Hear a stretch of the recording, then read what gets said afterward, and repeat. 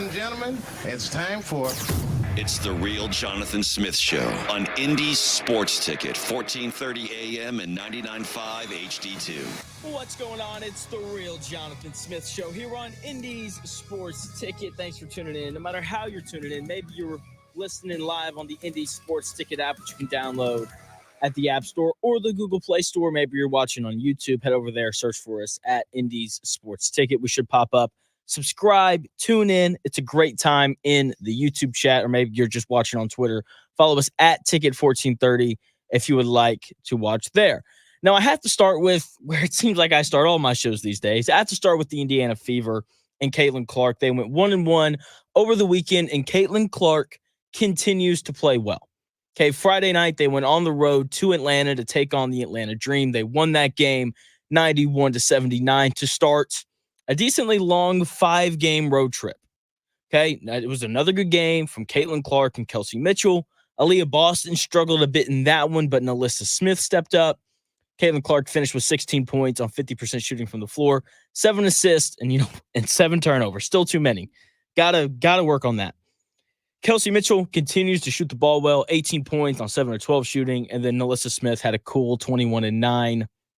And look, when the Fever have 3 players that are consistently putting the ball in the basket, they're tough to beat, and that goes for any team, whether that's the NBA, WNBA, college basketball. If you have 3 people on a given night that are consistently putting the ball in the basket, you're going to be a hard team to beat. You just are. But I thought that the most impressive thing that the Fever did on Friday night was the way that they played defense. They defended at a high level, which is great. They held the Atlanta Dream to 34% shooting from the field. You can't defend much better than that. And they held them to only 22% shooting from 3. You can't defend much better than that. Okay, Christy Sides was hired as a defensive-minded head coach. Okay, like that is what she is supposed to be. And while the Fever are not the best defensive team in the league, and while the Fever aren't one of the 3 best defensive teams in the league, you can see the improvement that they have made on that side of the ball throughout the season. They still aren't great because most teams that are led by first, second, and third-year players aren't great defensively, but they have clearly gotten better as the season has progressed. And look, I don't think you can ask for much more from a coach of a young team. Okay, that means that these players are bought in, they're buying what she's selling, and they're improving on the defensive side of the ball, which was something that needed to happen if you watched the Fever these first few weeks of the season. Now, while on Friday, the defense was good, it was not yesterday. Yesterday, the Indiana Fever went on the road to take on the Chicago Sky, Angel Reese and those Cats. They lost on the road, 88-87. They allowed the Sky to shoot 50% from the field, and Angel Reese had a day. Okay, I've ripped her a lot. I'm going to rip her here in a little bit. But when she plays well, because of, how many times I've ripped her and have not spoken about her positively, I feel like I should give her due. 25 points and 16 rebounds. That is a monster game. And she is ultimately why the Chicago Sky beat the Fever yesterday. She dominated the glass. 16 rebounds. Okay, the Sky out-rebounded the Fever by 13. That can't happen. Aaliyah Boston and Nalissa Smith have to be better at rebounding the basketball. Okay? Especially when, the Fever miss as many layups as they did yesterday. Right? Outside of the rebounding, though, I thought the Fever played well. They shot the ball well. A large part of that was ball movement and player movement, which is something that we love to see. Okay? At any level. Okay? We do. They had 28 assists on 32 made shots. That's absurd.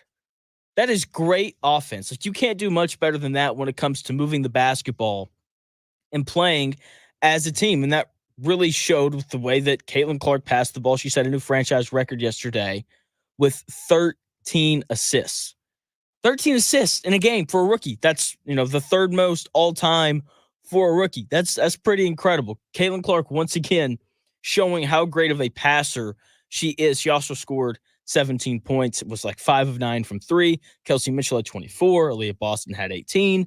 The Fever just, if they rebound better in that game yesterday, then they likely come away with a W.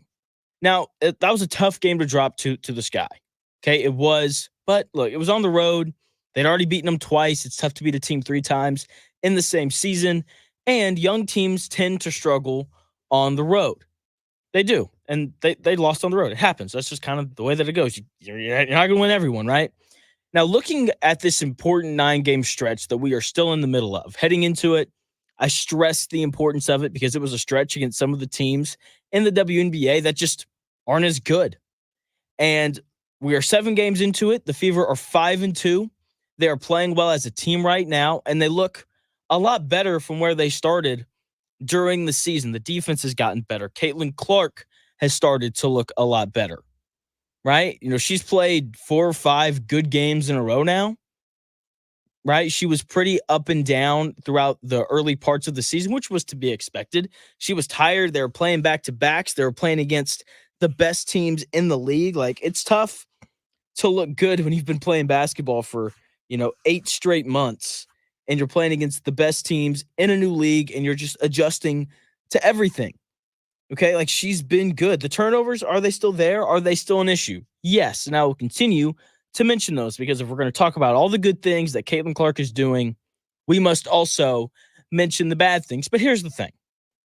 All the haters are going to bring up the turnovers. Fine, whatever. But she has been so good in every other area that the turnovers aren't as impactful as they could be. Okay, she's passing the ball extremely well. 13 assists yesterday.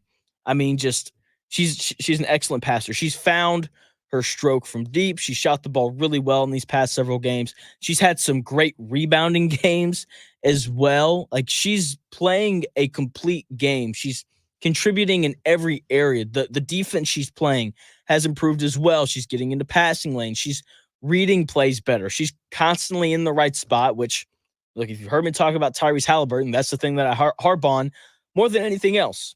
Okay, to be a good defender at the professional level, you don't have to be some freak athlete. Okay, like, if you're tall and long and you just know where to stand, then you can be a good defender. It's not hard. Okay, and when we look at Caitlin Clark, that's what she's doing, and it's leading to steals and blocks, which are then leading to fast break opportunities. Okay, it feels like we are at this point with Caitlin Clark where we aren't going to see we aren't going to see many more awful games from Caitlin Clark going forward. Okay, I think we are consistently going to see 15 to 20 points, 6 to 8 assists, 5 to 8 rebounds. I think we've kind of reached that point with Caitlin Clark where I feel like I can pencil her in for 15, 6, and 6 every night, which is good. Is that great? No. Is that superstar level? No, but she's still getting better. But it seems like she's finally adjusted to the pace of the game. It seems like she's adjusted to the physicality of the game, and you can see it. She seems much more in control. She's not sped up. Some of the turnovers that she's committing are her teammates just not catching the basketball. And I'm glad that she's starting to figure it out because I believe it was on either Friday or Saturday that the WNBA released the first list of all-star votes, like who's getting the most votes and all those things. Caitlin Clark is second in WNBA all-star voting. Got to be honest, surprised that she wasn't first because she is hands down the biggest star in the WNBA. That being said, not every fan votes. Like, I'm not going to vote. I've never voted for any all-star game in my life. Okay, never have, never will. Just don't care enough about it. So Caitlin Clark, despite being the biggest star in the WNBA, is second in all-star voting. So far, we still have a decent ways to go. A'ja Wilson of the Las Vegas Aces, who has probably been the best player in the WNBA so far this year, she has the most votes. Now, here's why I wanted to provide this information to you. If you hear someone question why Caitlin Clark is an all-star, if you hear someone question, like, why is she getting this many votes? She's not very good. Then you just immediately know that they are a hater, okay? You just immediately know that they don't like Caitlin Clark because if you look at Caitlin Clark over these past 5 or 6 games, she has started to figure it out. She has, and she deserves to be an all-star. Not just because she's the biggest star in the WNBA, not just because she's going to draw the most eyes because she is the biggest star, but also because she's one of the best players in the WNBA. Okay? Someone who isn't one of the leaders, though, in all-star votes is Angel Reese, which is a surprise, apparently, because if you ask Angel Reese, she's the reason why people are watching the WNBA, right? It's not about Caitlin Clark. It's all about Angel Reese and everything she's done. You know, people love to tune in to watch her grab offensive rebounds and then miss layups. Like that's why people tuned in yesterday. I don't know if you knew that or not, but the reason why people watch the Sky and the Fever isn't because of Caitlin Clark and the way that she plays basketball and the way that she pulls up 30 feet away from the bucket. No, it's because Angel Reese grabs offensive rebounds and then misses putbacks. It's that's the most entertaining part of the game. What do you mean? And because the Chicago Sky won yesterday, you know, they always do the post-game, like right after the game interviews with different players, and Holly Rowe of ESPN grabs Angel Reese.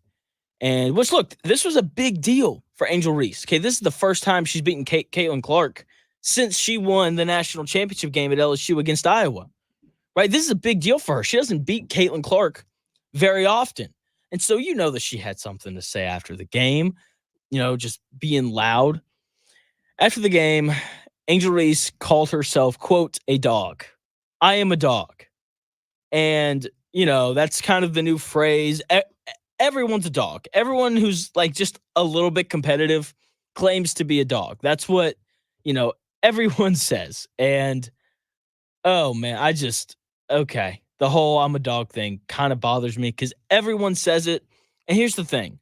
If you have to call yourself something, it means that you probably aren't that thing. Okay, Walter Payton has one of my favorite quotes ever. Okay, if you have to tell somebody that you're good at something, the chances are, like, you're good at it. But when you're great at something, people will tell you. Okay, so if you have to call your own self a dog, it probably means that you aren't a dog. Okay, probably not. And the more that I watch Angel Reese, and the more that I listen to Angel Reese talk, I have this opinion on her. I believe that Angel Reese belongs in this Patrick Beverley / Morris twins category of basketball players. Okay, like if we're doing WNBA to NBA comps, Angel Reese is Patrick Beverley or one of the Morris twins. Okay, to Angel Reese's credit, she plays hard. She does. She goes after every rebound. She rotates well defensively. You know, she contests shots at the rim. She does all those things. But she's not much of an offensive threat. She's not. Okay, sure, she can turn her back to the basket, take 2 dribbles, and get a shot up. Fine, whatever. Most of the time, though, someone is making a play for her to score. Okay, that's how Angel Reese scores. One of the guards gets downhill, finds her when she's close to the bucket, and then she makes a layup.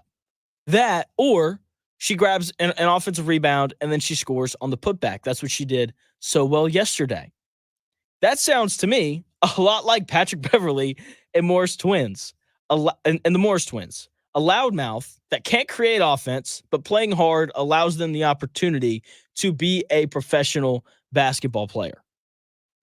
Okay? Like that's who she is. And Angel Reese, like Patrick Beverley and the Morris twins, will continue to be relevant because she is loud.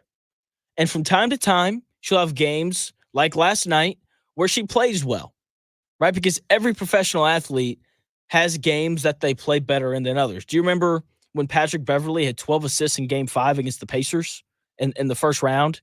And after the game, he was really loud and he was talking. And, that's what happens when you let me handle the ball for 40 minutes and all that fun stuff.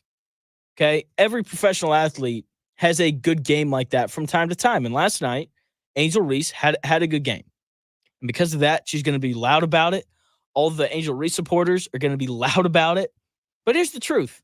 Angel Reese is, at best, the third best player on her team. At best, she's the third best player on her team. Meanwhile, Caitlin Clark, a rookie, is the best player on her team. She's an absolute star. And I saw a question in the comment section on the YouTube chat from John M. If you want to hop into the YouTube chat, just head over to YouTube, search for Indie Sports Ticket. We should pop up. Hop in, drop your opinions. I would love to hear them. John M. asked the question. He says, I watched the end of the game, the last few minutes, where could have Caitlin shot more? or I guess he's trying to ask, should she have shot more? I'm sure she wanted to, but she gets doubled every time she touches the basketball. Like, people compare her to Steph Curry, right? Because of the range and things. The way that I would compare her is the gravity that she demands. Okay, like there are moments in time where Steph Curry will get Draymond Green a layup because he comes off a screen and two people follow him because they're terrified of leaving him open, and then Draymond Green's wide open for a layup. Caitlin Clark has sequences like that. Like when she comes off a screen, they are doubling her every single time. Like she strikes fear into the heart of her opponents because of her ability to shoot the basketball. That to me is where they are most alike in terms of the attention that they demand and the fear that they strike into their opponents' hearts. And that's, a large part of why we're seeing Kelsey Mitchell go on a tear here recently. I think that's a large part of why we're seeing Aaliyah Boston figure things out, because Aaliyah Boston is setting these high screens for Caitlin Clark. Clark is coming off of them, two people to the ball. All of a sudden, you're playing 4-on-3, right? And that gives Aaliyah Boston a lot of opportunities to score the basketball. So, Angel Reese, congrats. You played well yesterday, 25-16. Let's be honest. You're a glorified role player who's the third best player on a team that's, the 8 seed right now. Meanwhile, Caitlin Clark, second in All-Star voting, is just going to continue to ascend to the top of the sport. I've got a loaded show for today. Tyler Parker at 11:30. We're going to talk NBA offseason. He's a huge Thunder fan. We're going to talk Zach Edey potentially going there with the 12th pick. Several people have him mocked there. We'll see if that is where Zach Edey ends up going. I think that'd be a great spot for him. We've got a potential 3-0 comeback tonight. Going to get into that. I've got an interesting proposition for the American football world to hear. I think it's a hit. I'm going to get to that at some point. New segment, Conspiracy Corner, that is coming up as well. Like I said, a loaded show coming your way. When we come back here in 4 minutes, Edmonton has the chance to come back from down 3-0 to win the Stanley Cup tonight. Going to talk about that when we come back here in about 4 minutes.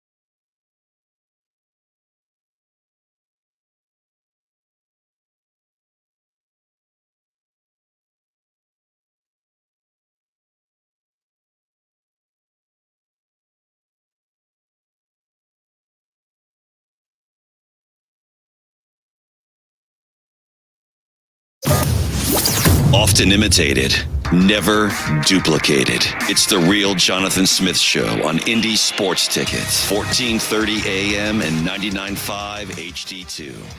What's going on? The real Jonathan Smith Show here on Indy's Sports Tickets. Game 7 tonight.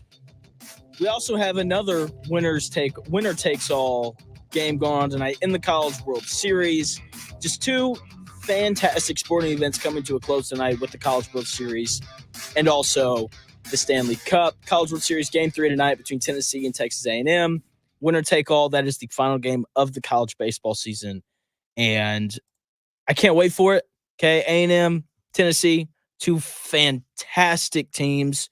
Should be a great game. Games 1 and 2 were also great.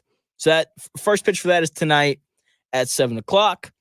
And then tonight at 8 o'clock on ABC, Game 7 between the Edmonton Oilers and the Florida Panthers. And I've heard a lot of takes on this. And I got to be honest, I'm a little bit annoyed.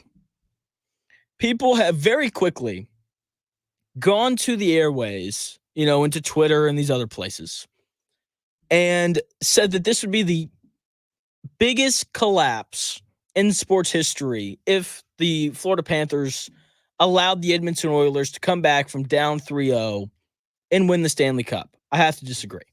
This would not be the biggest collapse in sports. It wouldn't be. It is still the Yankees in the 2004 ALCS.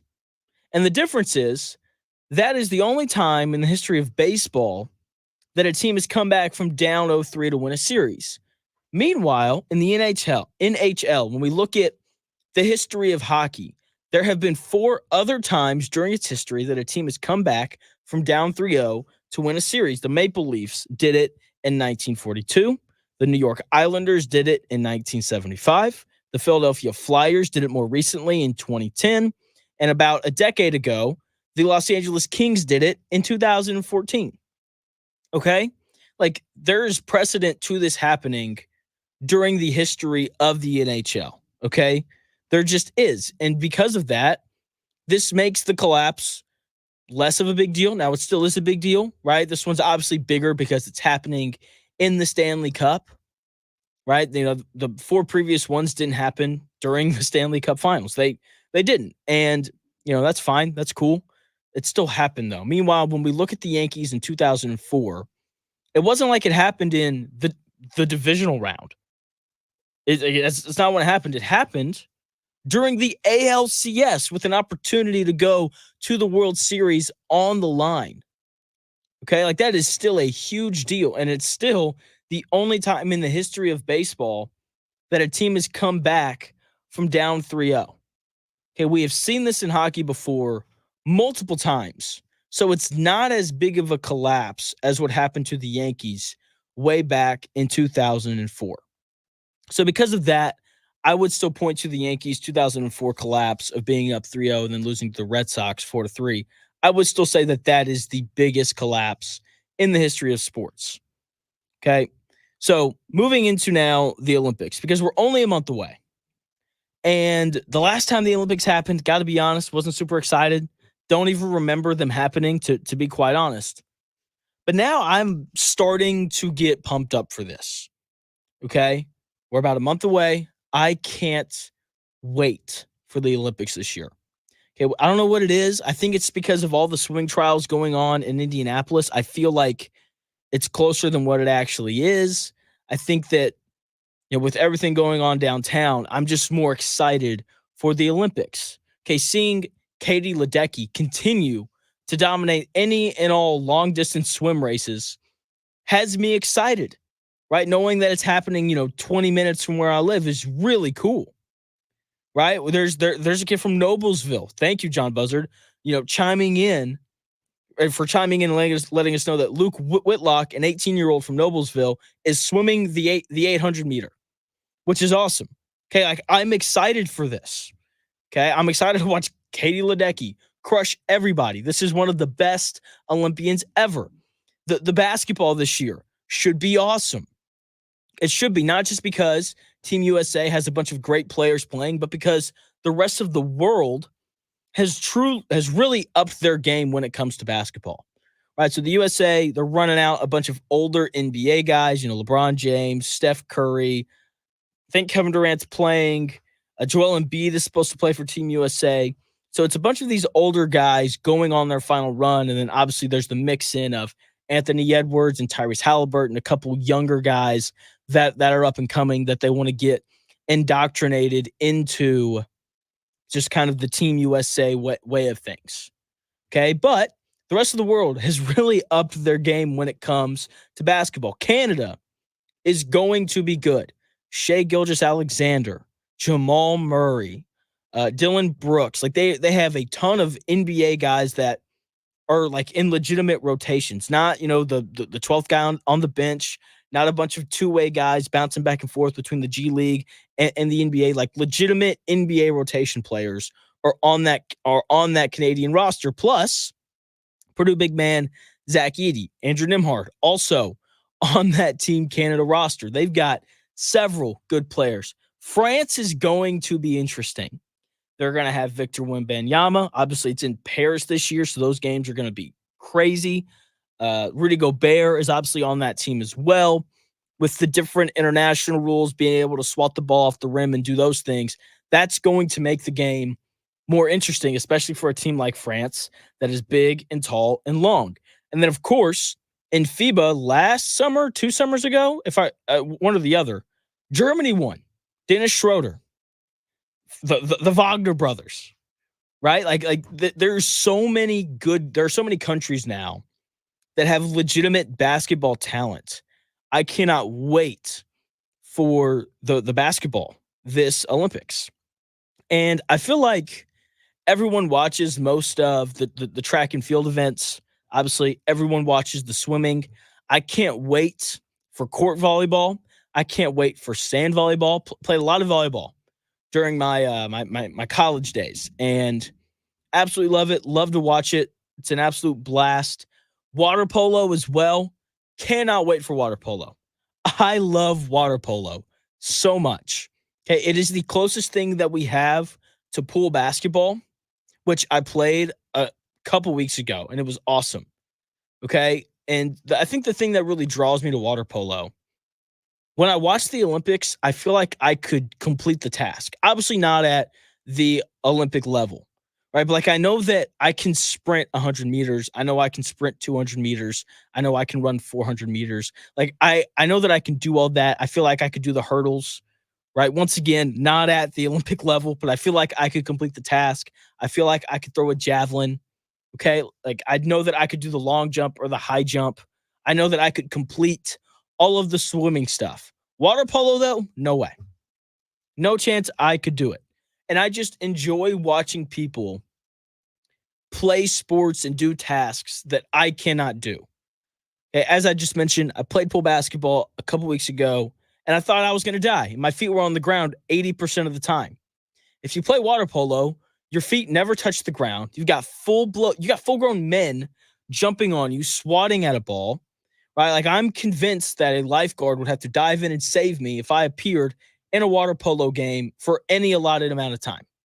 Okay. Besides the swimming and the track and field events, I'm actually very curious to know what Olympic events do you most look forward to watching besides swimming and the track and field stuff? Because I think everyone tunes in to those. Right? For me, it's water polo. I think it's fascinating. Tweet at me at _ Jonathan Smith to let me know which Olympic event you're locked into. Let me know in the YouTube chat as well. Head over to YouTube, Indy Sports Ticket, search for us, find us, and I think you'll have a great time participating in the chat. With the Olympics upcoming, that means Copa America is also going on right now. And if you weren't aware, Team USA played their first game last night in group play. They are 1-0. They beat Bolivia last night 2-0. Another Olympic event that I always enjoy is soccer. Okay, I always enjoy watching international soccer. Really, any international events in general, I truly enjoy. Whether it's the World Cup, Copa America, whatever it is, the FIBA stuff, whatever it is, I just always enjoy watching it. And last night, I watched Team USA, who's good.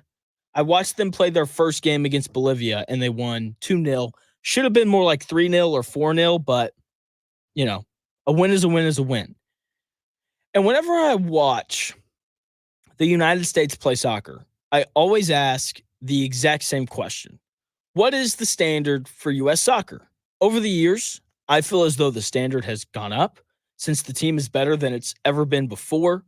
Okay, Gio Reyna, that dude's good.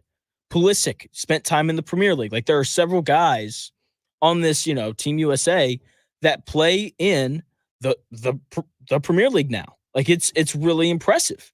And growing up, I remember sitting around with my dad and watching these games or matches, and he would be like, "Look, Jonathan, if we can make it out of the group stage, I'll be happy."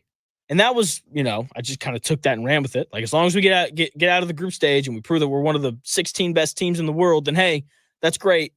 Now I expect more because, like I said, this team is good. Like when it comes to Copa America, I expect them to win. Like I expect them to get out of their group. Their group's pretty light this year. It's them, Bolivia, Uruguay, and Panama. Okay. And so I expect them to be one of the top 2 teams in that group. And then from there, like I expect them to win at least one elimination game. I think if I was being really honest and had a higher bar, I would expect them to win until they're playing Argentina or Brazil. That's kind of what I expect for this year's Copa America. Because once again, like this Team USA, like they're good. Like they've got a lot of talent. Okay. And once again, they're in an easier group this year for Copa America. No Argentina, no Brazil. Okay. They already beat Bolivia. They should be better than Panama. Uruguay is traditionally a pretty tough out, but they're a bit older this year. So America should be able to be one of the top 2 or teams in their top 1 or 2 teams in their group, and then advance to the knockout stages where they should continue to win matches. Because once again, like I know that soccer is not America's thing. I feel like whenever the World Cup comes around, there's always some video of a guy being like, "Imagine if LeBron James played striker." Oh my gosh, right? Like that's kind of a thing. And I'm like, I don't know. He's 6'8". I know we think he's super athletic, but I don't think he's as quick and jittery as these guys that are like 6'1" and 6'2". But hey, I I I digress. And as I've watched international soccer and as I was watching Team USA play in Copa America last night, I was on Twitter and I'm scrolling through and I saw this graphic. I don't know if it's real or not. I think it is. Canada played Brazil in American football and Canada won 110-0. And so I began thinking about, I don't know, like what would American football on a global stage look like? And I had this idea. I think it's great. I think people would love it. And I'm going to present it to you when we come back here in about 4 minutes.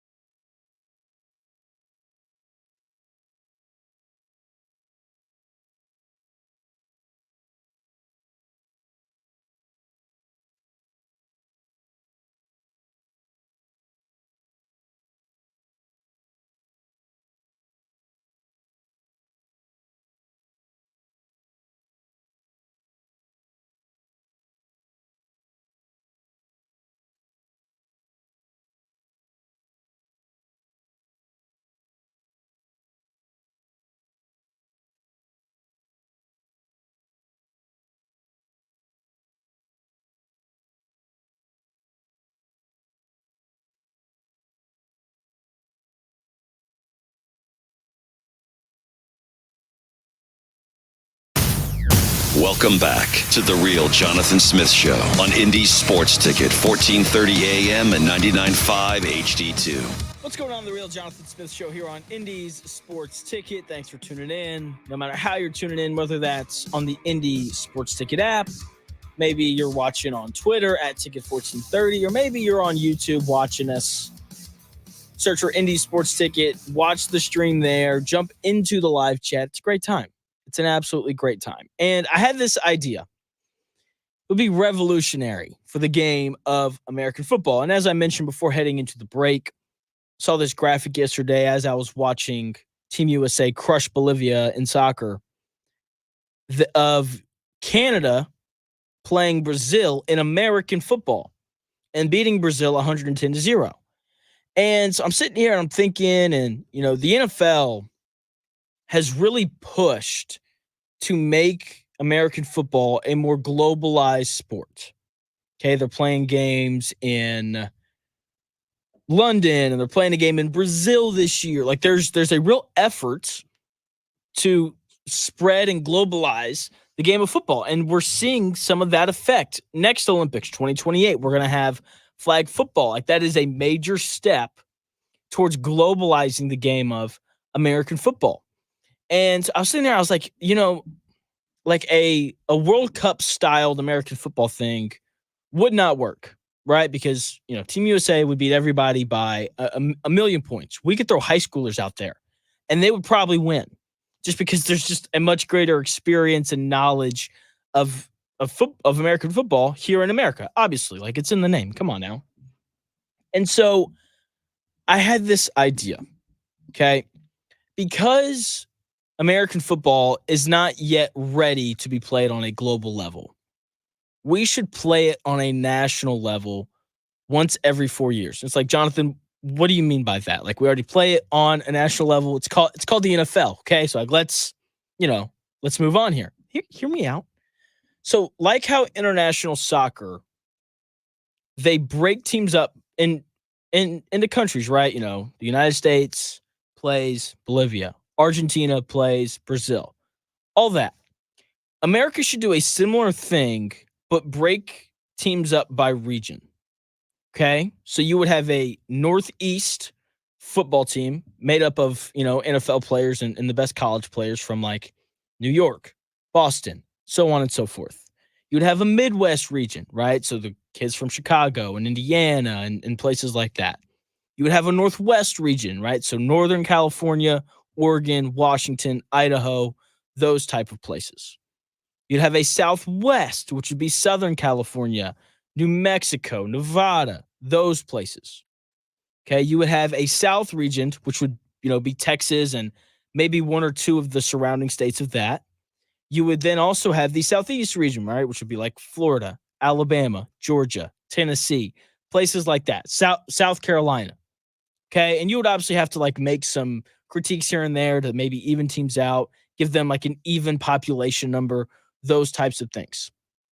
That would then give us 6 different regions, right, of, teams here in the United States. You could then do a round robin style tournament, so everybody plays everybody, and then the teams with the 2 best records play again in the final.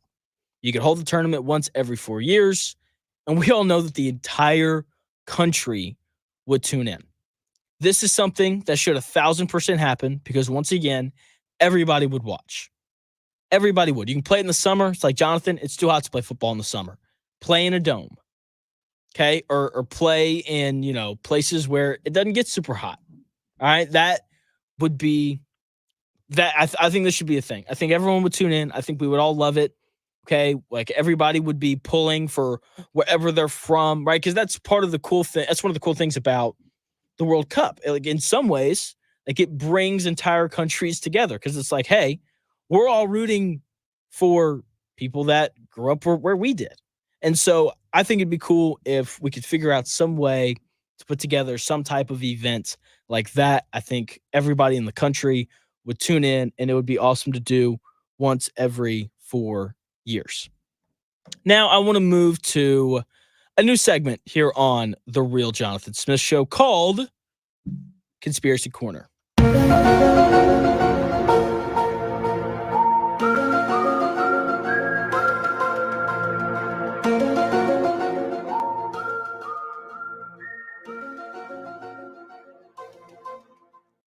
Conspiracy Corner, this is a new segment that I'm going to do from time to time.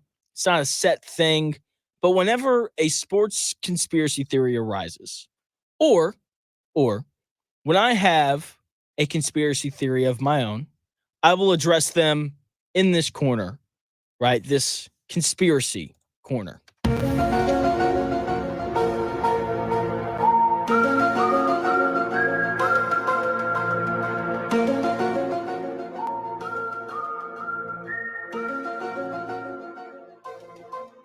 So over the weekend, there was some footage of Babe Ruth that surfaced. Okay, it was footage of him signing a $52,000 contract, which is a lot of moolah way back in the day. And if you're active on Twitter, then you know that anytime, or at least if you're on my side of Twitter, because I understand that there are very, very many different sides of Twitter and what people say. So anytime any old footage surfaces, like it happened again this morning, young people around my age, always ask for footage of Wilt Chamberlain scoring 100 points. Okay? So Babe Ruth signs, this contract for $52,000. And there's a lot of, so we have footage of this, but we don't have footage of this infamous Wilt Chamberlain 100-point game. There was a clip that came out this morning about probably 12 or 13 hours ago now of Bill Russell and Wilt Chamberlain like having a conversation during a basketball game in like 1901. And people are like, so we have footage of this, but we don't have footage of Wilt Chamberlain scoring 100 points in a game. And look, I'm just going to say it happened. Okay? Wilt Chamberlain scored 100 points in a basketball game. We don't need video evidence for us to know that this happens, because believe it or not, there are plenty of things that have happened throughout the course of American history that we believe happened despite not having any video footage of it. Okay? Okay? Like we do. To the people that do not believe that Wilt Chamberlain scored 100 points in a game, you are thinking way too much in terms of today's game. Okay? Because it's like Kobe Bryant scored 81. Like he couldn't get to 100, and he had a 3-point line. Luka Doncic scored 73 points this year. And he couldn't get to 100 and he has a 3-point line. But here's the thing, there are people at the game who support it. There's a box score of the game that supports it. Okay? And John Buzzard with a great point. If Wilt Chamberlain didn't score 100 points in a game, his teammates would have said something. They would have. Okay? And so we have to just remember that basketball way back in the day was very different than the basketball that we play now. Okay? So for the people my age who don't, or the people who just don't know their history when it comes to the NBA and the way that basketball was played back then, a 100-point game was 1,000% possible due to the style of play and one of the rules. Okay? The two things that made the Wilt Chamberlain 100-point game possible was the pace of play and the offensive goaltending rule. Okay? Pace of play-wise, teams averaged 125 possessions per game during Wilt Chamberlain's era. That is absurd. Okay? That is just insane. For reference, today's game is around 96, 97 possessions. Okay? So you're if you imagine today's game played with an extra 27 possessions, an extra 27 shots. Scoring is going to go up. Okay? It just is. Right? That is a large part of why the 100 points was possible. It's also why Wilt Chamberlain and Bill Russell averaged gaudy rebounding numbers. Okay? There was a full season where Wilt Chamberlain averaged 50 points a game and 25 rebounds a night. And a larger part of that was the pace of play. Okay, the other thing that, gives Wilt Chamberlain an advantage in terms of scoring 100 points is there's no offensive basket interference rule. That wasn't a thing back then. So if the ball was on the rim, Wilt Chamberlain could tap it in, which is a really easy shot when you're 7 feet tall and wildly athletic. Okay, he could pull every ball off the rim and score. He was the biggest and most athletic player on the court. And as I was at home, I was trying to figure out, like, how do I put this in today's basketball terms? I thought of Giannis. Okay. But that doesn't even really do it justice, right? Because I think Giannis checks some boxes in terms of he's 7 feet tall, he's athletic, he can jump out of the gym, right? Like, there's stories of Wilt Chamberlain jumping and putting a quarter on the top of the backboard and insane things like that. Also, you got to remember that the people that Wilt Chamberlain played against weren't as good as him. So just imagine if Giannis Antetokounmpo went down to the local rec center in Bargersville and played a game. That is what I think Wilt Chamberlain looked like back then, because he was just superior to everyone else. He just was. And like, the pace of play, Wilt's size and athleticism, because he was bigger than everyone and just as athletic. Like, it led to him being able to do this insane thing that we can't comprehend because we've never seen anyone really come close. It is completely likely, and it 1,000% did happen, Wilt Chamberlain scored 100 points in a game. We don't need video proof of it. We have the box score. He hit like 30 free throws in the game. I think he was like 28 of 32, which was an outlier for him because he wasn't a great free throw shooter. But that night, he made a bunch of them, and because of it, he scored a lot of points. Very similar to Giannis in Game 6 of the 2021 NBA Finals, where he got hot from the free throw line, and because of it, he scored 50. Okay? Like, this was completely feasible. This 1,000% happened, and I'm sick of people being like, "Where's the video proof?" We don't need video proof of it. Okay? We do not.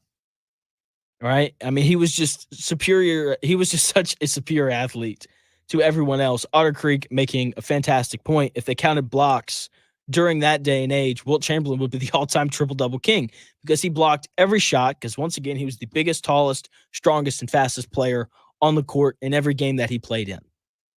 Okay, the pace of play, the lack of offensive basket interference rules enabled him to score 100 points in a game. We don't need video evidence of it. Okay, like there are plenty of things that have happened throughout history that we don't have video of, but we know that they happened through eyewitness accounts and letters and different things written. Okay, and the box score is proof of that. Okay, Wilt Chamberlain undoubtedly scored 100 points, and I'm very bored of people saying that we need video proof whenever something like this happens. Staying in the world of basketball, the Cleveland Cavaliers have hired a new head basketball coach. They have hired Golden State assistant coach, Kenny Atkinson. Okay, he's supposed to be the new head coach in Cleveland. Good luck to him, because Cleveland's going to move on from Garland or Mitchell this summer. Probably Garland. I think that's who I would move on from. But that's just me. I got to be honest. Don't know if I like the hire. There's a major lack of podcasting experience from Kenny Atkinson. So I think I would feel better about the hire if, Kenny Atkinson did a podcast with Donovan Mitchell or something. I don't know.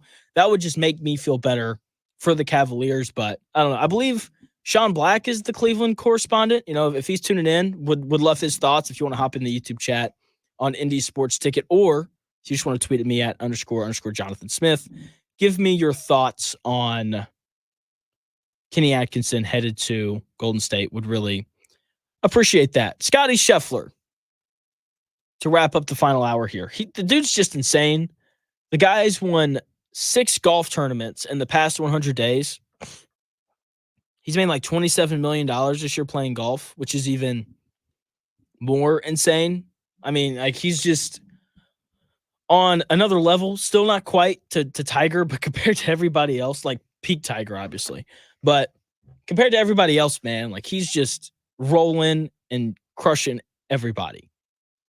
All right. And, you could argue that Scotty Scheffler is as dominant right now as Wilt Chamberlain was way back in the day. 50 points, 25 rebounds a night. That's pretty insane. That's one of the best basketball players ever. And that will wrap up hour number 1. Hour number 2 coming your way next, talking Caitlin Clark and the Indiana Fever. That's how we'll open the hour. At 11:30, Tyler Parker's coming on. We're going to talk a little NBA draft, NBA offseason stuff. If if you want me to ask him any specific questions, send them my way. I'd be more than happy to do so. That is coming up at 11:30. But coming up here in 5 minutes, Caitlin Clark, 1-1 over the weekend with the fever. We'll get into that when we come back here in about 5 minutes.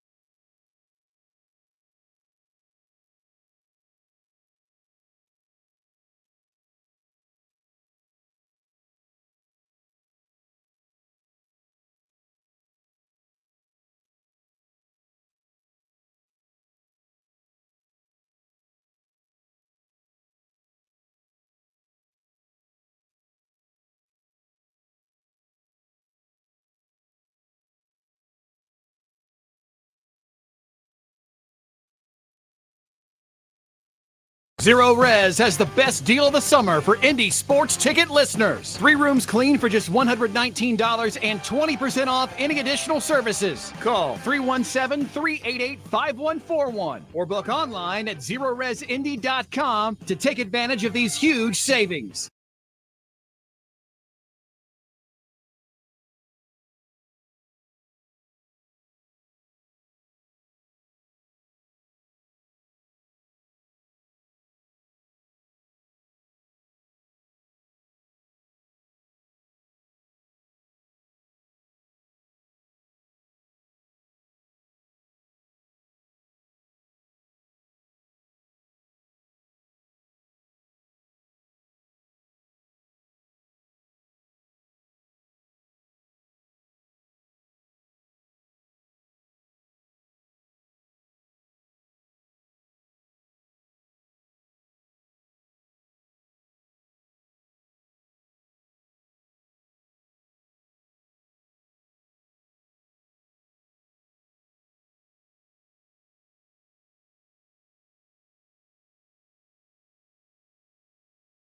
At Bet365, we don't do ordinary. We believe that every sport should be epic. Every touchdown, every game, every point, every play. From the moments that are legendary to the ones that fly under the radar. See for yourself when you sign up today, and you'll get $150 in bonus bets when you bet just $5. Whatever the sport, whatever the moment, it's never ordinary at Bet365. 21 plus only. Must be physically located in Indiana. If you or someone you know has a gambling problem and wants help, call 1-800-9-WITH-IT. Terms and conditions apply.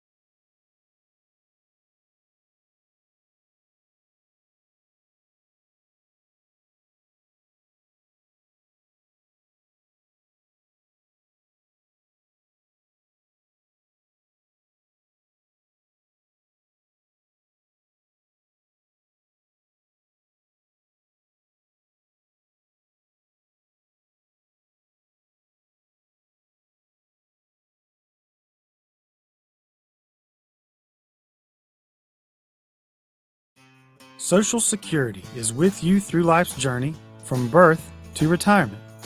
As your life changes year to year, so do your needs.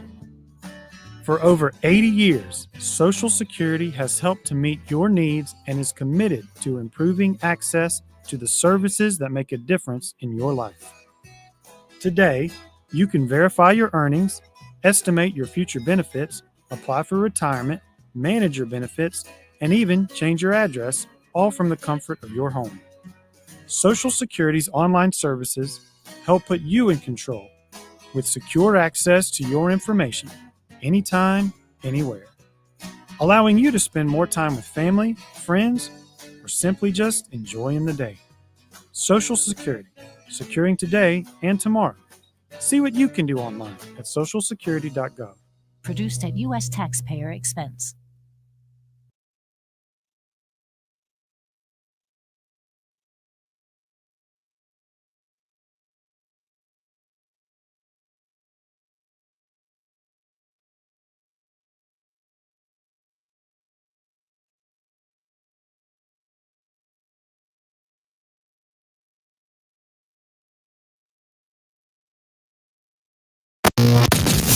Ladies and gentlemen, it's time for It's the Real Jonathan Smith Show on Indy's Sports Ticket, 1430 AM and 99.5 HD2. What's going on? The Real Jonathan Smith Show here on Indy's Sports Ticket. Hope you're having a great Monday, or as good of a Monday as you can have. So let's be honest, most Mondays are not great, but that's just kind of the way it goes.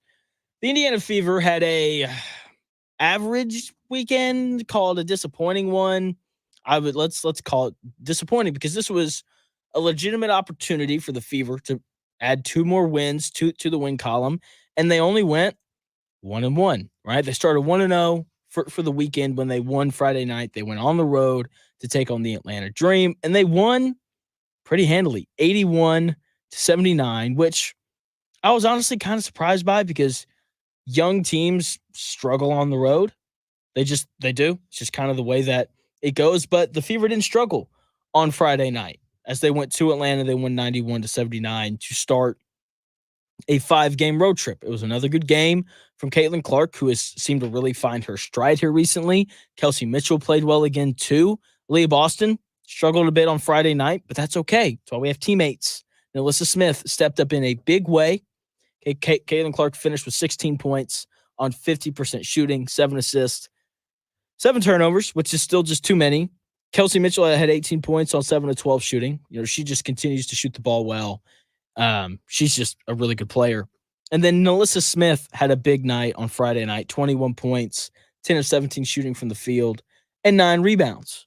Okay, when the Fever have 3 people that can consistently score the ball, they are so tough to beat. They just are. Okay, and that's every team at every level. Okay, like if Indiana had 3 guys that could consistently score the basketball, then they'd win a lot. They would win a lot more games. Okay, because when you have 3 players that consistently put the ball in the hoop, you're just a lot harder to guard, and that's what we saw Friday night from the Indiana Fever as they went on the road to Atlanta. There it is, and grabbed a win. And then on Sunday, things changed a little bit. I think one of the things that really stuck out for the Fever on Friday night was how well they defended. They defended at an incredibly high level. Okay, they held the Dream to 34% shooting from the field. That's impressive. They held the Dream to only 22% shooting from 3. That's even more impressive.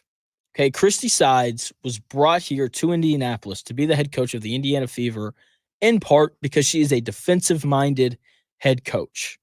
And to start the year, you would not have guessed that because they were so awful defensively to start the season.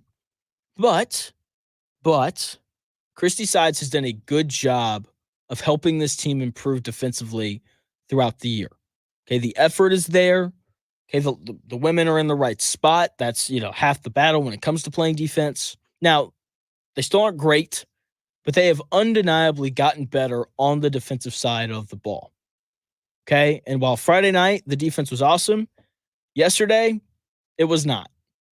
Okay, they went on the road to play the Chicago Sky yesterday. They lost 88-87. They allowed the Sky to shoot 50% from the field, and they allowed Angel Reese to have the best game of her rookie season. Okay, she had 25 points and 16 rebounds. That's why the Sky beat the Fever yesterday. She dominated the glass, and the Sky out-rebounded the Fever by 13. That cannot happen. Okay, Aaliyah Boston and Alyssa Smith have to be better at rebounding the basketball. Right, because they're, the 2 largest women on the floor for the Indiana Fever. Them both only grabbing 7 rebounds just isn't good enough. It's not. And they have to be better. You have to box out. Okay, the game was mildly reminiscent of the Knicks playing the Pacers. Every time the shot went up, it just felt like there was no way that the Fever were going to get a rebound. And Angel Reese was a large part of that. Okay. Like I've ripped her a lot this year. So when she plays well, like I have to give her due. Angel Reese played well yesterday. She is why the Chicago Sky beat the Fever. She dominated on the glass. The Sky out rebounded the Fever by 13. Once again, that can't happen. Outside of the rebounding, though, I thought that the Indiana Fever played well. I mean, they scored 87 points. That's a lot. That should be enough to win. But when you get out rebounded by 13, it's not going to be. Okay? And a large part of why that Indiana Fever offense was so good and so potent yesterday was because they had 28 assists on 32 made shots. You can't do much better than that when it comes to moving the ball and having players move as well. And Caitlin Clark was, not unsurprisingly, a large part of that. Okay, she set the table for her teammates, and they finished. Okay, she had 13 assists. That is third most all time by a rookie in a WNBA game, and that is the franchise record now for most assists in a game in the history of the Indiana Fever. She also had 17 points, shot the ball well from three, as she started to do here lately. Kelsey Mitchell had 24 points. Aaliyah Boston had 18. Like the Fever played they played good enough to win. They just didn't rebound. Like if you rebound, then you undoubtedly win that game yesterday. Okay, they have to be better on the boards. And that's an effort thing, and that's something that can be fixed, and I think that it will be fixed going forward. Okay, that was a tough game to drop on the road to the Sky yesterday, but it was a real game. Okay, young teams tend to not play as well on the road. And looking at this important 9-game stretch that the Indiana Fever are nearing the end of, they have looked good. The Fever are 5-2 so far during this 9-game stretch. They play 2 more this week. They've got the Mercury over the weekend, and they've got the Seattle Storm, who are one of the better teams in the league. They've got them, I think, on Wednesday. That might be wrong, though. So that is coming up. But as of right now, like this Indiana Fever team looks like a good basketball team. 5-2 in their last 7. They have started to figure things out, and that's good. They've come a long way, and a part of that is because Caitlin Clark has come a long way. She has figured out how to score. She's playing at a much better pace. Like she's played 4 or 5 good games in a row now. Okay, like we haven't seen an absurd 30-point eruption. Okay, we haven't seen her go for like 28, 12, and 10, but she has been consistent. Okay, she has been. And that's important because WNBA All-Star voting has started. The first round of voting is done. The WNBA released the results. And I am surprised that Caitlin Clark isn't first, but she is second in WNBA All-Star voting. Okay, she's behind Asia Wilson of the Las Vegas Aces, probably the best player in the WNBA so far this year. And the reason why it's good that Caitlin Clark has figured this out is she doesn't have to go through this annoying media cycle of people being like, Caitlin Clark shouldn't be in the All-Star game. She's not good enough. All right, we don't have to listen to all that because she has started to figure it out. Okay, I think that we are past the days of Caitlin Clark having a bad outing. Okay, every night I feel like I can pencil in Caitlin Clark for 15, 5, and 5. It's probably going to be better than that, but that is kind of what I've come to expect of her. Like she has really started to figure things out. She's the biggest star in the WNBA, and she deserves to be in the All-Star game, not just because she's the biggest star in the WNBA, but because she's playing like an all-star. She's figured things out. She's slowed the game down. Like the passing is good. The jump shot is starting to fall. She's one of the better players in the WNBA already. Now, someone who is not one of the leaders in WNBA All-Star votes is Angel Reese, which, if you ask Angel Reese, that's a major surprise because everybody's watching the WNBA because of Angel Reese, according to her at least. But I'm not surprised at all that she's not getting the votes because, let's just be honest, she's not a star. She's a good player. She played great yesterday, but she still has a long way to go. And, after a team wins, reporters always grab, a different player and they're like, hey, can we interview you? And of course, with the game that Angel Reese had, she was interviewed and she deserved to be interviewed because once again, she played great.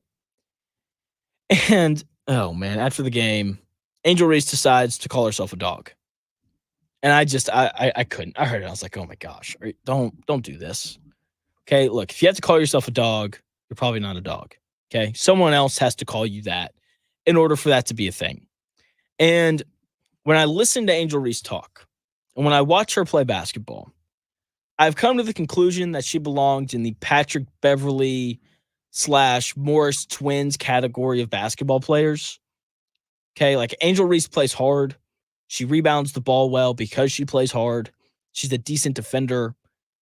She's not really an offensive threat on her own. Like, yes, she can catch the ball, take 2 dribbles and throw up a hook shot, but I would hope that everyone can do that that's playing professional basketball. So when I look at her game, like someone else has to create the play in order for her to score, or she has to grab an offensive rebound. Like she's highly dependent on her efforts to score the basketball. And that to me sounds a lot like Patrick Beverley and the Morris twins. Okay, a loud mouth that can't create offense, but playing hard allows them the opportunity to be a professional basketball player. That is who Angel Reese is. Okay, and every time she talks and every time I watch her play, that opinion of her just is reinforced. Okay, she, like Patrick Beverley and the Morris twins, wants so badly to be relevant, wants so badly to be a star. It's to a point where, like, the Angel Reese podcast is 1,000% coming. It's going to be top quality because they're just going to talk about Caitlin Clark the entire time, and it's going to be great. And the issue is, though, like, Angel Reese will never be a star purely off of basketball because she's just not good enough to be that. She's just not. So this means that in order to get the attention that she wants and she thinks that she deserves, she just has to be louder than everyone else. All right. And because she's going to continue to be louder than everyone else, Angel Reese will continue to be relevant.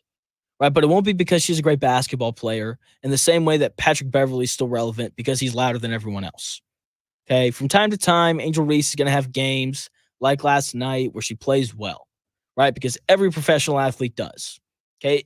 Even the 8-hole hitter on the worst team in baseball is going to have a night where he goes, 4 for 4 with 2 doubles. Okay. That's just kind of the way that it goes because these are professional athletes and they are capable of succeeding. If they weren't, then they wouldn't be professional athletes. Okay. Like, do you remember when Patrick Beverley had 12 assists in game 5 against the Pacers and was plus 36 in the box score? Okay. Like every professional athlete has a good game from time to time. And last night, Angel Reese had a good game. Okay. But now she has to be loud about it, and she's going to ride this wave for as long as she can because it's going to be a while before she goes nuts again. Because the truth is, like, she's going to be a role player in the WNBA. She's the 3rd best player on a team that barely has the 8 seed. Okay. Meanwhile, Caitlin Clark is a legitimate superstar who's going to be an all-star every year of her career because she's just that good of a basketball player. Coming up in 4 minutes, Game 7, Stanley Cup. Tonight, Edmonton Oilers, Florida Panthers. Can't wait for it. Should be great. Olympics, we're about a month away. Just plenty of things to cover. And then coming up at 11:30, Tyler Parker of The Ringer is going to join to talk hoops, Zach Edey, all those fun things. That's coming up at 11:30. Stanley Cup coming up in 4 minutes.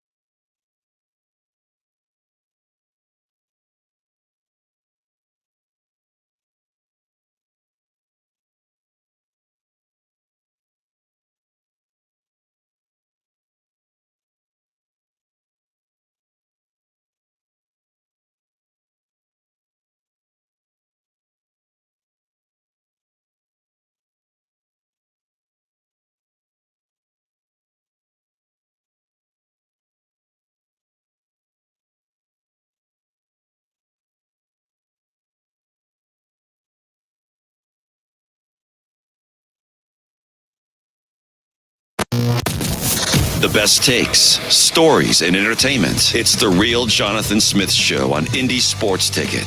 1430 AM and 99.5 HD2. What's going on? The Real Jonathan Smith Show here on Indy's Sports Tickets. Game 7 of the Stanley Cup tonight.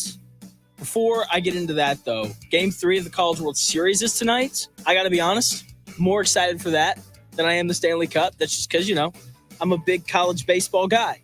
And so those two things happening tonight, a couple winner-take-all games.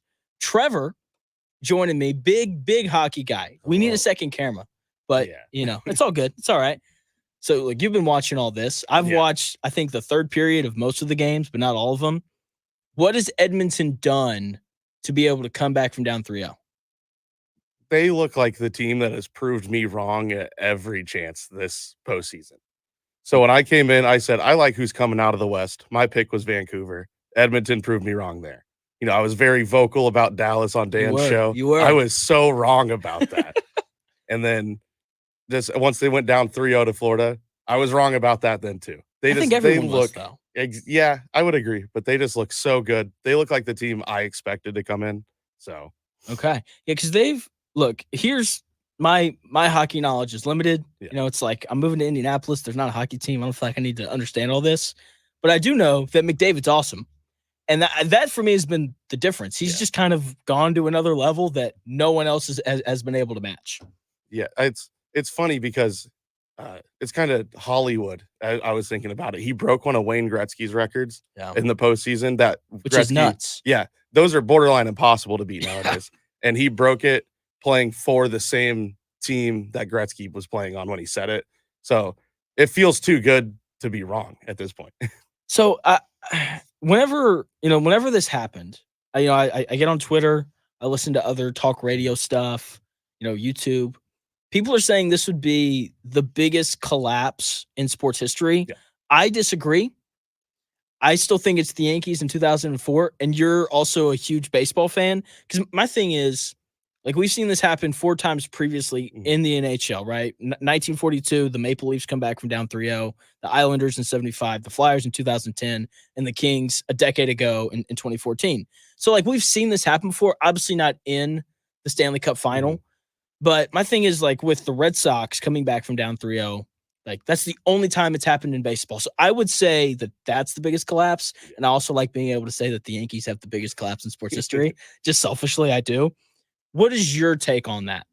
I would agree with that, wholeheartedly. I saw someone earlier on Twitter actually say that, if this happens, it would be a bigger collapse than the Yankees, just because it is in the finals compared to when that was in the playoffs. But the early 2000s Yankees were borderline unstoppable. They were. And so that collapse was just insane. It's so historic, especially when it comes to baseball specifically, that I would still put it over, but this is definitely up there. Oh, with that, anytime you allow a team to come back from down 3-0 in, a conference finals or an actual finals like the Stanley Cup, it's going to be up there. Yeah. But I can't wait. I'm excited for it.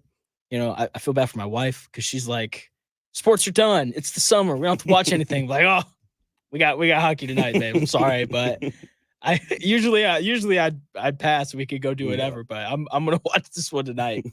So can't wait for that. Have you been following college baseball at all?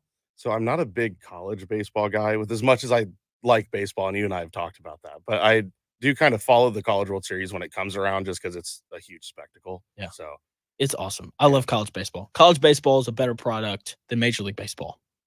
I firmly believe that. Just more passion, more energy. The season's shorter. Games feel like they mean more. And the players are also awesome. Yeah. If you watch A&M and Tennessee, they've got guys touching triple digits. Mm-hmm. There's a dude from Florida who hit 76 home runs over the past 3 years. Yeah. And there's some awesome talent, especially when you get to this point in the year. So, I'll be flipping back and forth tonight. Can't wait for either one. Are you a soccer fan? You haven't watched Copa America? I watch it when I can. Okay. No. Okay. You are a football fan though, right? Yeah. Okay. I had an idea that I want to throw your way. This is the nice thing about having someone in the studio. I can throw out crazy ideas and get a response. So I'm watching the team USA play against Bolivia last night in soccer. And as I'm watching, I'm scrolling through Twitter and I see this graphic. I don't know if it's real or not. I think it is, but I don't know. Canada played Brazil in American football and won like 110-0. Yeah. And which is awesome. I saw that too. It's incredible. And so I'm sitting there, I was like, okay, like American football clearly not ready to be played on like a global scale. Mm-hmm. But like these like countries versus other country thing is like it's always just fun to watch. Yeah. So I think the NFL should do something similar where they break teams up based off of like where you're from. So like if you're from Florida, you would play for the Southeast team. If you're from, San Francisco, California, you would play for the Northwest team. If you're from LA, you play for the Southwest team. If you're from Texas, you just play for the Southern team.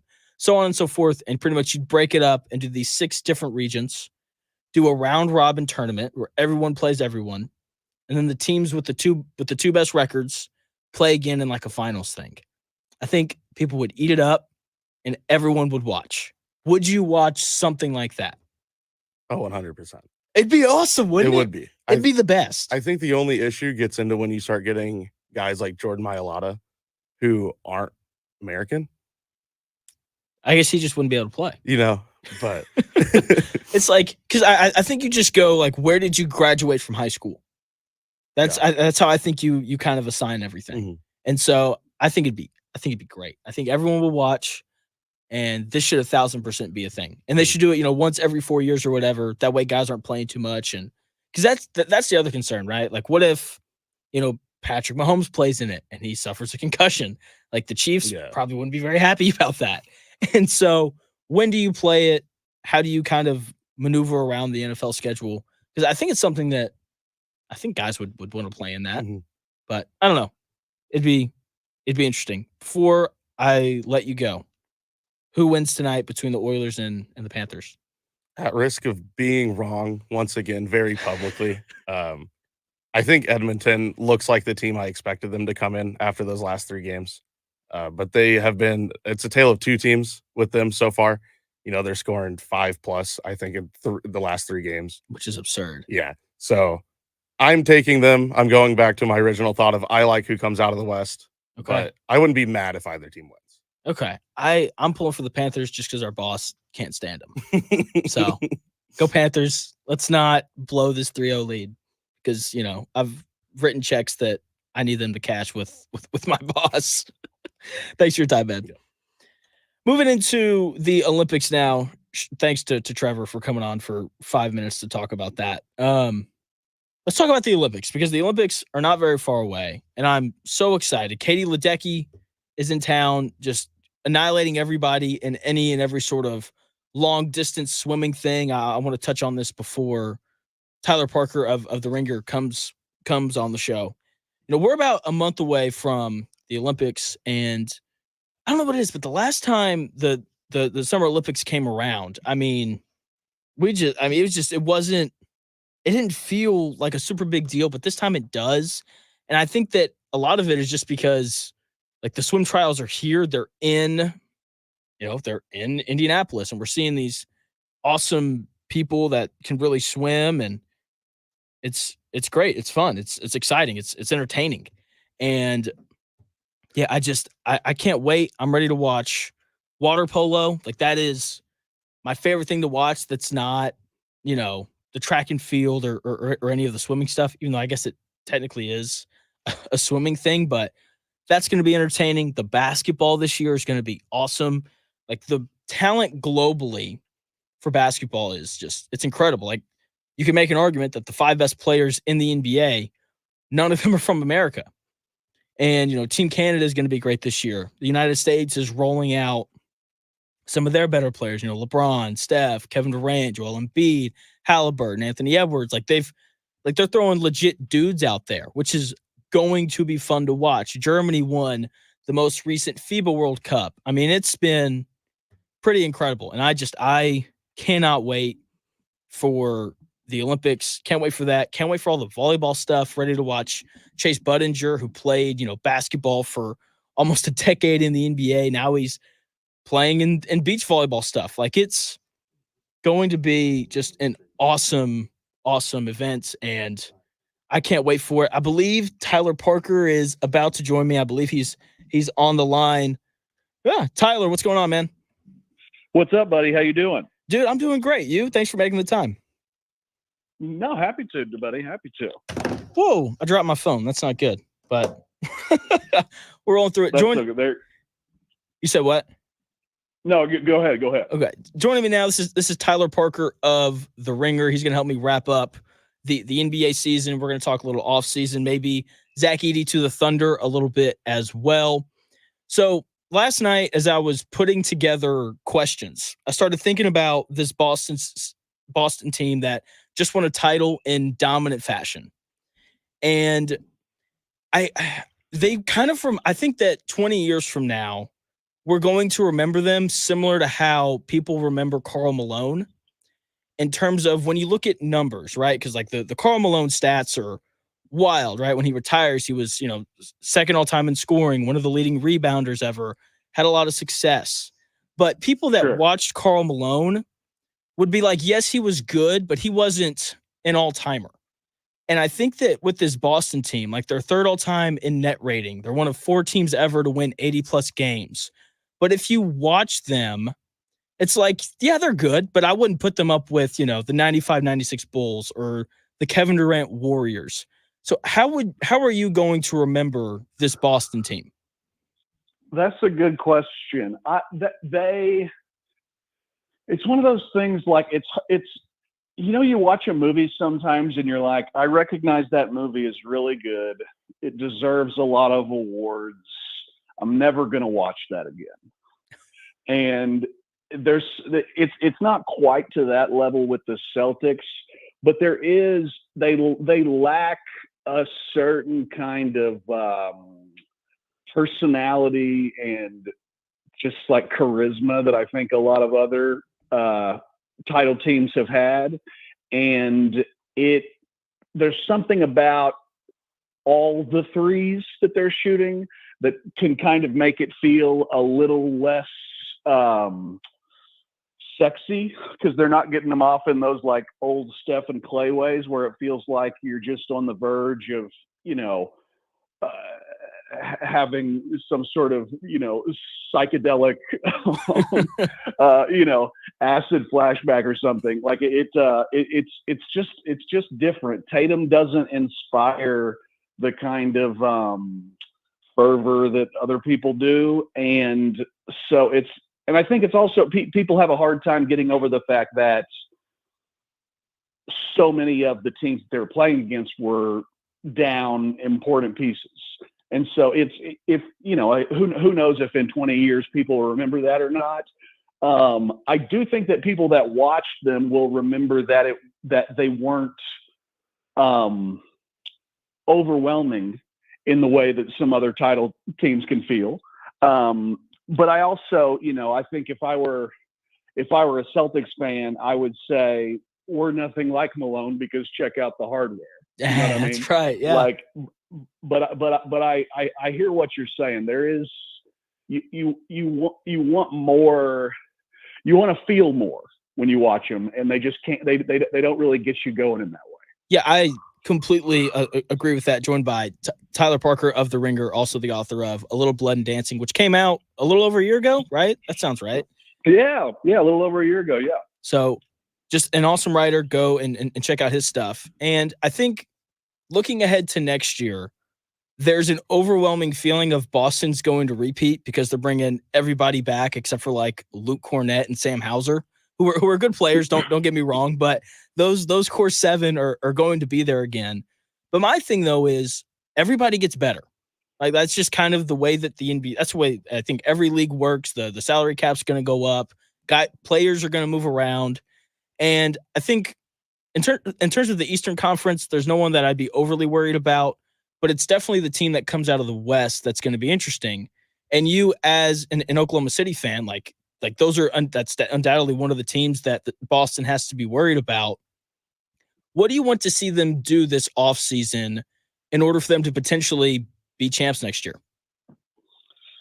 I mean, I like the start. I like it. I like the Caruso for Giddey deal straight up. I mean, Caruso's a lot older than Giddey, but just in terms of being a piece on a contending team that can't get played off the floor in the playoffs, he's obviously just a better fit for what the Thunder are trying to do now than Giddey, who is at his best when he has the ball in his hands. And when you have Shea Gilgeous-Alexander and Jalen Williams and Chet and even guys like Kason coming off the bench now and stuff like that, there's just not going to be a ton of opportunities for him to have the ball in his hands.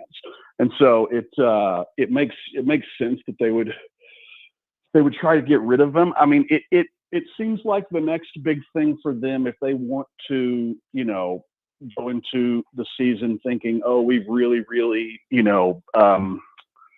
set ourselves up to be different this year, when it's brass tacks time, they either need to go get a big that can provide some help on the boards, and if they want to play some two big lineups with Chet out there and move him to the floor, they can, or they need to go get another big wing. It seems like that's a possibility. I mean, we can talk more about Edey in a sec when you want, but some big wing that can help on the boards, but can also kind of give them a little bit of juice off the dribble in some, self-creation kind of situations where you're getting into these, late clock grind possessions in playoff games, and you need somebody who can just go get theirs.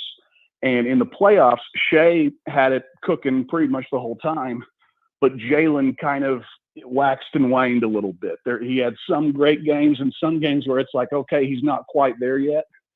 And I think if they want to be feeling really good about where they're at going into the playoffs next season, they need to add somebody else who has some explosiveness offensively and can get something on their own in a pinch. So I'm happy that it seems like those are the two kind of areas that they're exploring. It'll just be a matter of, can they stay? They got really lucky with health last year. Like they were one of the few teams who didn't get that dinged up, and so that'll be a big deal. But yeah, I mean, I'm feeling good about it. It's one of those deals where we're 2 days out from the draft, and it always feels like so much seems clearer after that. And so yeah, right now it's just a muddy time. Joined by Tyler Parker of The Ringer. You mentioned Edey, which I do want to get to here in a second, but you were talking about how you guys needed a bigger wing that could provide some oomph off the dribble. What about Paul George? Because it seems like everybody wants him and every fan base is throwing him out. If he came back, I think I would laugh for 3 days straight. Okay. Sure, that would help. I would be shocked if he came back. It seems like it's either going to be Philly or the Clippers with him, unless somebody comes in at the 11th hour and kind of changes some things up. But yeah, it seems like PG's not too pumped up that they're offering him the same deal as Kawhi. And so yeah, he'll be available. My ideal for that, like somebody who wouldn't, and he's not a free agent, you'd have to go get him. So it's just more somebody in this vein, but like someone like a Cam Johnson or something like that, who can shoot a little bit. If he gets a closeout, can, take somebody off the bounce and stuff. There's just allows for more spacing, is also big. It can help you on the boards and stuff, can guard his position or the two, that sort of stuff. Like someone kind of like that is going to not cannibalize a ton of possessions. They're going to be okay if they're not getting the ball all the time, but can make you pay and will probably be more open than he's theoretically ever been, even back on the Devin Booker, Chris Paul teams. I mean, I think he would get even better looks this time around. I would agree with that. Your guy, Kevin O'Connor, currently has Purdue center Zach Edey mocked to go 12th to the Thunder. I know just in our previous conversations, you're not a huge college basketball guy, but you obviously know who Zach Edey is. Would that pick excite you? Would it concern you? How would you feel if the Thunder took him at 12? It definitely wouldn't concern me. I mean, it's all the stuff that people say about him, that he could be a great change of pace kind of guy who can dominate some of these second units, and depending on the matchups, if he's not being asked to do a ton of stuff defensively on the perimeter, that he could kind of really be the weight bearing wall. It's like that stuff makes sense to me, and I like the touch around the rim. I like that the hooks with both hands seem so smooth all the time. I'd like the footwork to be a little bit better, but he's also really nasty, which I think is a big deal, because if you're that big, you can't have any like casualness to you. You just have to be a Rottweiler down there. And it seems like that's kind of what he is. I would for sure be on board with them taking a shot at him there. Yeah, I have no idea how he's going to do if, it seems like they would defensively, they would have to put him in a drop, because he probably can't slide his feet out there on the perimeter and stay with dudes for any extended period of time. I know, around the rim, like he was a block monster in college, and it makes sense that he'll still be solid there in the pros. He obviously won't be as effective there. But yeah, the way I think about him actually is sort of pretty, I'm not sure what the right word is. Like, I feel like he makes it's hard to not be excited. It's hard to not be excited about a dude who's 7'4". You know what I mean? Yeah. Like you try to be smart about it and think about all the different possibilities and ways that he could be exploited.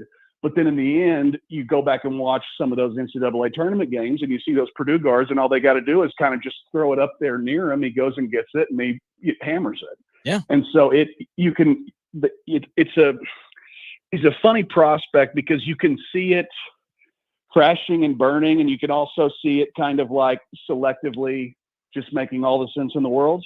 Yeah. And so it's like what's the kind of Indiana citizens vibe on Edey? Is everyone feeling like he's like for sure going to be a success, or is everyone else just as kind of we don't know, we'll see as the rest of the country? I feel like there's a lot of I don't know, we'll see, because like you said, he's kind of slow-footed. Like, what are you going to do when you put him in the pick and roll and all those things? That's why, I kind of want him to end up in either Oklahoma City or Miami, because being able to play alongside someone like Chet Holmgren, who's pretty versatile defensively, or a guy like Bam in Miami, who's also pretty versatile, I think just helps to cover up some of the slow-footedness that you had kind of mentioned, especially defending the screen and roll. But I think there's a lot of stuff of look, he's 7'4" with good hands, and he blocks shots.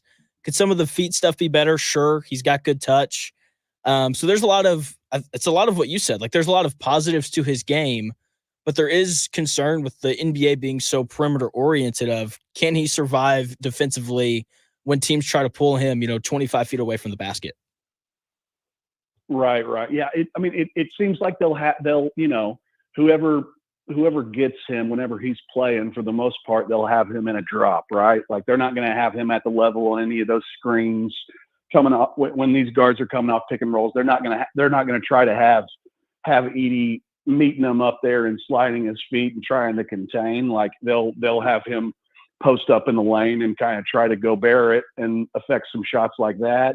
And it'll depend on what kind of contests he's able to get, on these guards who are so good at getting ahead of steam and getting their defender on their back and just giving them a ride to the middle of the lane and hitting that little floater, or finding somebody, whoever, Luka, Halliburton, Fox, Shea, Trey. There's a whole list of a whole list of people who, even if they're not gonna try and hit a pull up from 23 feet, they might try to work their way down into the lane and figure it out. And then it's just going to be a matter of, can he get a solid enough contest to where they think twice about it? Or if they do start to bop it around after getting two on the ball, can he be quick enough as a help defender in rotations to try to get over and, contest some shots effectively? It seemed like sometimes if it was a situation where he had to move to make the contest, to kind of rotate to make the contest, sometimes his size, it was like he couldn't use it in the ways that he can whenever he's at a little bit more of a standstill. Yeah. So just trying to kind of, you hope that the athleticism and the fluidity keeps coming along, that he can start making more plays on the move defensively. You know what I mean? Like I know he had, plenty of moments where he's staying with a guard from the top of the key and the guard's going to the rim and he, swats it off the glass and stuff like that. That's going to be harder to do in the pros because guards are bigger and faster and stronger and more explosive. But he's shown that he can do it sometimes. It's one of those things like, I think if I was a Purdue fan, when I watch him, I would be like, all y'all people are being idiots and you're overthinking this. This guy's 7'4". Shut up. Quit looking for all these reasons to not draft him. You keep telling me this draft sucks. This guy's 7'4" and was one of the most dominant college basketball players of all time. Like, just get over yourselves, you stupid NBA people, and draft this guy. He'll work out. That's what I would be thinking if I was a Purdue fan. So I would totally understand if someone's like, what is the deal? Why am I having to deal with, Castle maybe getting drafted above him? That sort of stuff. Like I could totally see thinking that. I think it's one of those things that, because of the way that the league has gone and because it's so perimeter oriented and so dependent upon, action beyond the arc, people can sometimes forget, the last several MVPs in the league have all been big men. And there has kind of been a big men, obviously, resurgence with Jokic and Embiid and even Giannis,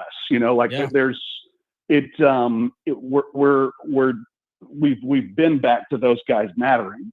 And so I'm excited that there are these bigs like Edey and Klingon that are in this draft to kind of see, where we're at with prospects like that.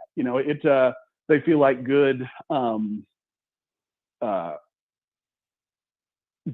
options to see, okay, like where's the league at now?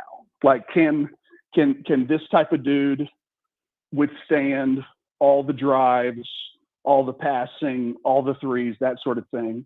So it's cool that there's two kind of throwbacks here to change things up and give people a taste of what they used to get. Yeah, without a doubt. In terms of how Purdue fans feel watching Edey and with the draft, I married into a family of Purdue grads and Purdue fans, and that is exactly how they feel. Like, this dude's 7'4". He's been awesome. Like you said, this draft's terrible. Like, just take him in the lottery and let's see how it goes. Once again, joined by Tyler Parker of The Ringer. And, there's all these questions around Edey and the mobility and stuff. I'm ready for the Olympics because he's playing for Team Canada. And I think a lot of these questions about, how does he maneuver the pick and roll? How does he defend in the drop? How does he defend when he's just on the move in general? I think we're going to see a lot of those questions answered during, when he's playing with Shea and Nembhard and these guys for Team Canada. Are you a big international hoops guy or no? I'm not in the sense that I'm watching Greece, Slovenia at 5 a.m. in the morning or something. But when the games are on at a normal time, I like watching them. I like watching it partially because the rules are a little bit different, and you feel like you get to see players in a slightly different context than when they're in the league. But also, like I think you get a sense for like a player's actual competitiveness. You know what I mean? It's like, okay, this isn't the NBA, like, and you're not getting paid for this. But how much does this matter to you? You know what I mean? Yeah. And so I like it in that sense. And I mean, I like that Edie played on the Canadian team last year. You know what I mean? Like, I think that's probably some pretty valuable stuff for him. But yeah, I will for sure be watching all of this, just not quite as intensely. Not quite as not so intensely that it's going to affect my sleep. You know what I mean? I'm tired enough. Yeah, that makes perfect sense. 3 more questions for you, Tyler, and I will let you run. Thoughts on JJ Redick being hired by the Lakers? You know, I liked it. There's so much just stuff surrounding the hire that is fun and funny to talk about. You know, Redick and LeBron's podcast happening, and then all of a sudden Redick's the coach. The Dan Hurley of it all, and this weird rivalry that Shams and Woj have that's causing all this strange stuff to happen. There's just so much like extracurricular aspects of this that are entertaining that I think sometimes people are getting a little are missing the forest for the trees in terms of the basketball stuff. Like, I think JJ's really, really smart. And when I hear him talk about basketball and other teams' tendencies and the ways that certain players and teams and coaches can exploit certain things, like, it all seems pretty spot on to me. You know what I mean? And what the hell do I know? It's much easier to sound like you know what you're talking about on a podcast than it is to make quick adjustments in the matter of 2 minutes because Mark Daignault figured out something that you're doing that isn't working that they can exploit, and so you have to figure that out in real time. Like, that's a harder thing to do than going on your podcast a day later and sort of walking through, okay, here's what happened during this 2 minute stretch, right? Like, it's harder to do in the moment. But he seems like a basketball sicko to me. Yeah. And he seems like a crazy worker and somebody who is not afraid of the analytical side of things, but also isn't afraid to think about it just from a pure kind of basketball, non-numbers perspective. Like, it seems like he's got the kind of wide-reaching,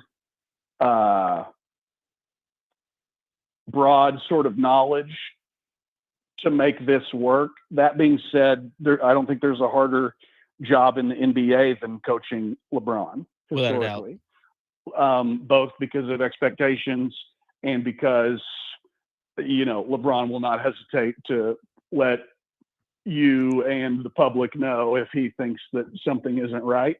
And so it certainly, I don't think it's a guarantee that it's going to work out, but when you watched him in a game announcing, or when you listen to the pod, like, regardless of how you felt about the chemistry between him and Breen and Doris, or if you're a super old school basketball fan and you felt like it was way out of bounds for him to take shots at Kuzi and these guys, saying that Jordan was playing against plumbers and stuff like that. even if you think like that, which I would totally understand, even if Redick just annoyed you on a personal level from back in his Duke days, I would totally get that.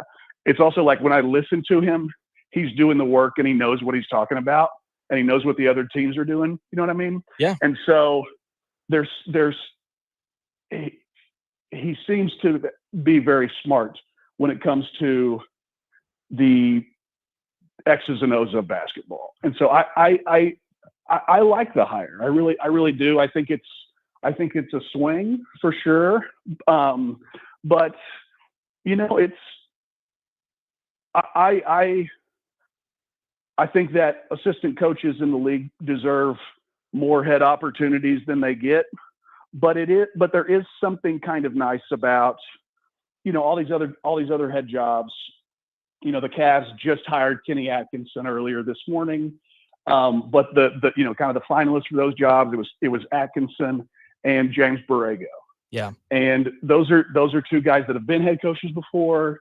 And those are two names that you hear in a lot of head coaching searches. Right. Yeah. And it feels like that happens a lot, not just with head coaches, but also with potential, GM candidates in the league and stuff like that. Just teams constantly it's a lot of retread, right? Like, okay, like this guy didn't work out here, but he was decent, so let's try him here. At least he was okay, so people aren't going to look at us like, oh, this was a terrible hire. He's got a lot of experience, blah, blah, blah. Like I like that the Lakers took a chance here and did something a little bit different. It's not like they went out and hired some, unproven unknown or anything. They got him from the number one announcing team on ESPN. But I'm all for an organization taking a chance on someone outside of the normal kind of list of names that usually get trotted out whenever a job becomes available. So it'll be interesting. I can guarantee you that I will get annoyed with how much people are going to want to talk about the Lakers, and like by the end of this call, I will probably be sick of it, and they will get talked. No, I'm kidding, but they will get talked about so much next year. I mean, like it's going to be crazy, especially if they get a third dude.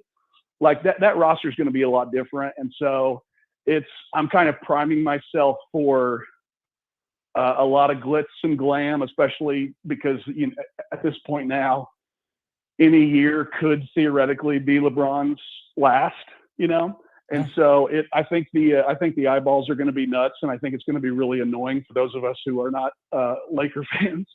But yeah, I can't say that I like what what's working. Are they going to win a title? I don't know, but I think JJ's smart, and I think he'll do a good job, assuming health for the Lakers. If AD gets dinged up, LeBron gets dinged up, all bets are off. But if people are healthy, Redick knows what he's doing, so we'll see what happens. We will. I completely agree with you. I am also out of time, so I got to run. Tyler, you're the best, man. Thanks for making time for this, and hopefully Zach Edey's playing for the Thunder next year. That's what I hope, at least. I don't know about you. No, that would be great. Always happy to come on and talk, and yeah, congrats on the show, and we'll talk to you soon. Sounds good. See you, man. Thanks again. Bye, buddy. That was Tyler Parker of The Ringer. Fantastic writer, one of the best ones I know. I am up against it. I got to run. The Dan Dockett Show is coming at you in 3 minutes. I'll be back on the air tomorrow from 10 to noon. Make sure you tune in, and I will talk to you guys tomorrow.